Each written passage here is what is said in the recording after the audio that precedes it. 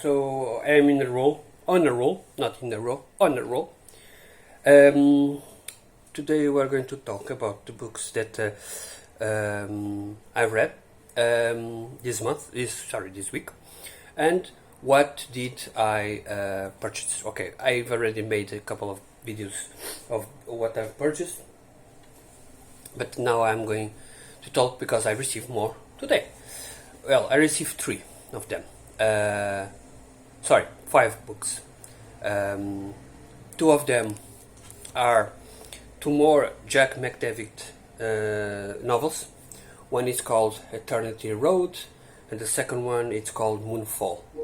Both are sci-fi by Harper. They are both around 400 pages, 500 pages, and Moonfall and they are solo novels, on contrary of the other 2 series I've got from him. So probably I'm going to start one of them. First I read the series. In terms of other books I received 3 more books. So as I was saying, I received 3 books from Broken Binding. This is a solo novel by Cameron Johnson, The Last Shield. Very good, and well, not that easy to see, but very beautiful book. It's around 300 pages long. It has some nice spray edges. In terms of the naked hardcover, just a symbol of the symbol that appears within the book. Okay.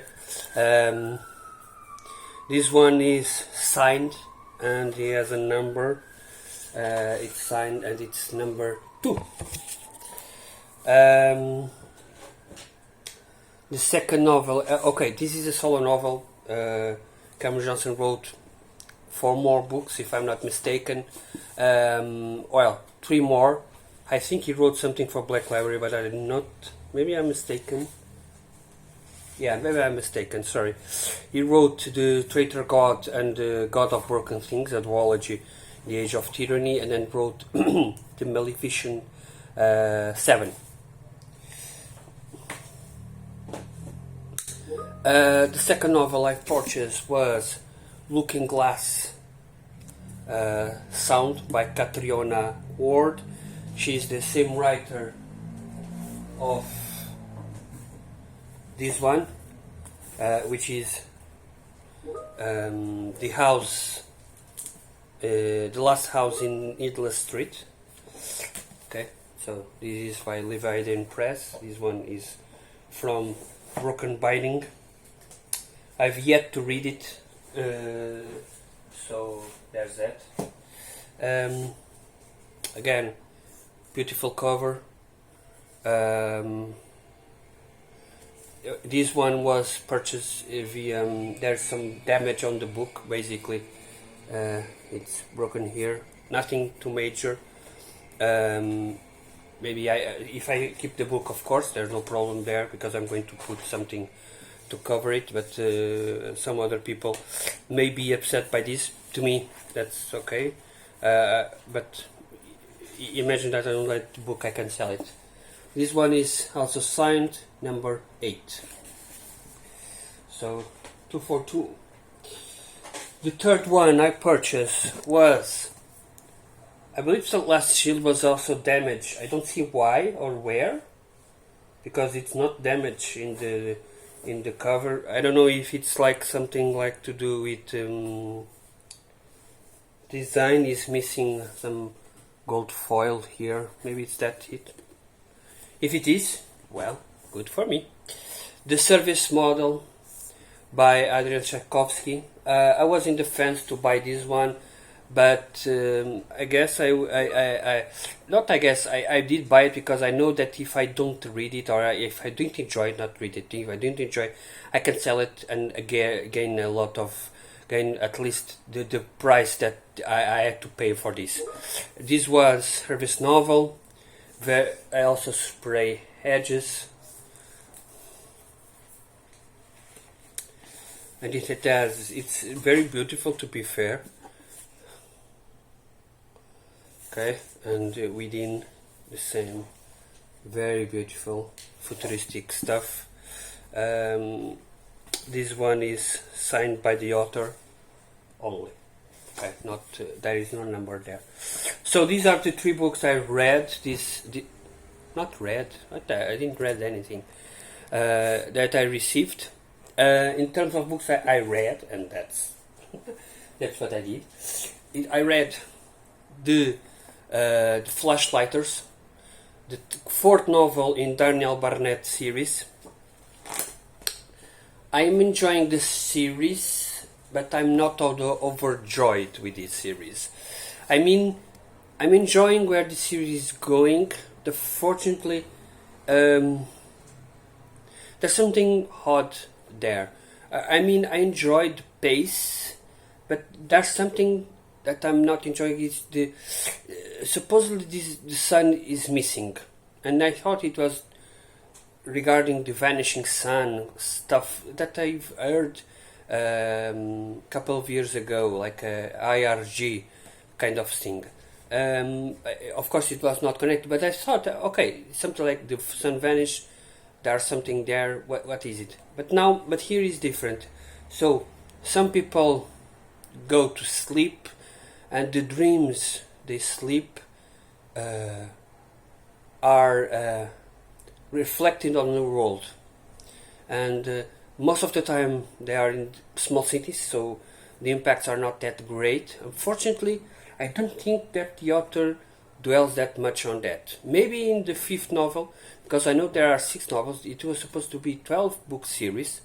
I don't know what happened, but the last book was written like 3 years ago, so maybe he's either writing now and wants to publish everything in one go. I don't know, because the books are very strange. One book is 150 pages, the other one is 300 pages. It's not that it's a bit odd, to be honest. So, for example, the 4th and 5th novel, and it specifically says here in the back cover that the adventure will continue with the volume 5, and it says is, before starting volume 4 and 5, set out the research mind road trip through several soon-to-be visited states in Nightmare and Chronicle. So, book 4 and 5 should have been one book, but probably he wanted to publish the 4th one before money issue, want to get more money, or maybe it was intent like that, but the book ended in a cliffhanger, so I don't know. So this was the first book that I've read. Not the first in November, so the first one was The Son of Rosemary, which, well, it's a bit of a loss because I read it in the 30 and 31 of October, but who's counting that? Now I'm currently trying to finish, finally, this one, which I'm hating, and I'm already started in 2 goes the coils of a labyrinth, which I'm enjoying a lot. But already have a complaint because this book was written in 2020 something, so identity politics are there, and like this book is set in 1920s. Okay, so women were starting to getting their rights, and rightly so. Okay, not complaining that, but if you're writing a book in the 1920s, either you put it in some way that it's some kind of historical setting or not. I know this is fantasy, okay, horror fantasy. I mean, this is horror, but it's fantasy. There is no Cthulhu, of course. So it's an alternate history kind of loop situation. But you're setting this in our world. So if you're present in our world, you shouldn't be making stuff up that doesn't exist or didn't exist at the time. For example, the two main characters are women, both. They are not lesbian or something like that. That's not the issue, because there are probably there were lesbian people in the United States. That's not the point here. It's they were both professors for several years now. One at least 10 years, which makes no sense because I started to, because I was interested in that. I was searching because of tuberculosis and so on, because it books deals with tuberculosis, and to be fair, there were no women being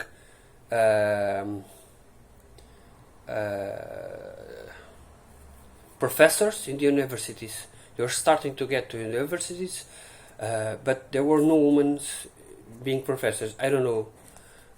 Maybe it's nitpicking, but it's something that if this book was written 20 years ago or 10 years ago, this kind of information would not be done there. So they will be more historical accurate, and this it's like revisionist, and then they go to a place where they treat people for tuberculosis, and there is a woman there that is black, another woman is white. She's racist, of course. She's racist, and I mean, in the 1920s, where black people still had the rights they had in 1970s. They were not slaves, but they are not the same rights. There was segregation everywhere, and you're telling me that this woman was in the same sanatorium like these two other women. One of them was very high up person. I don't think that's possible or viable. Whatever, it's their play. But there's some stuff that remind me that these books are set in the past, but the ideology is today. It's very strange, but okay. I'm enjoying the novel. That's important. So thank you all. See you next week.